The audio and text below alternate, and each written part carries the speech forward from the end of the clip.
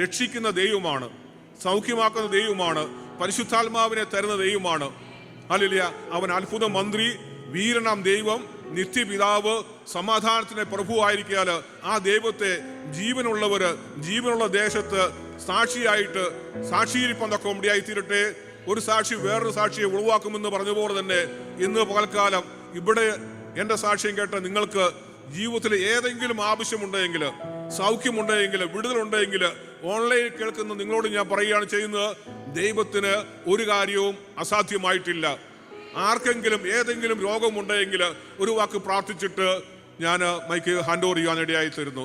വിശ്വസ്തനായ ദൈവമേ, സ്വർഗീയ നല്ല പിതാവേ, ഈ നല്ല സമയത്തിനാണ് ദൈവത്തെ സ്തുതിക്കുന്നു, സ്തോത്രം ചെയ്യുന്നു. ദൈവത്തിന് ദൂരം ഒരു വ്യത്യാസമില്ല, ഒരു വിഷയവും അസാധ്യമല്ല. ഇന്ന് പകൽക്കാലം ദൈവമേ, അങ്ങയുടെ എളിയ ദാസനുള്ള അധികാരത്തില് എന്റെ ശബ്ദം കേൾക്കുന്ന ആരുടെയും ജീവിതത്തില് ഏതെങ്കിലും രോഗത്താലോ ഭാരത്താലോ പ്രയാസത്താലോ സാമ്പത്തിക ബുദ്ധിമുട്ടിനാലോ പ്രയാസപ്പെടുന്നുവെങ്കിൽ യേശു ക്രിസ്തുവിന്റെ അധികാരമുള്ള നാമത്തില് രോഗിയിൽ സൗഖ്യമാകട്ടെ എന്ന് കൽപ്പിച്ച് പ്രാർത്ഥിക്കുന്നു. യേശുവിന്റെ നാമത്തില് വിടുതലുണ്ടാകട്ടെ, ബന്ധനങ്ങൾ അഴിയട്ടെ, കെട്ടുകൾ അറക്കപ്പെടട്ടെ, രോഗികൾ സൗഖ്യം പ്രാപിക്കട്ടെ.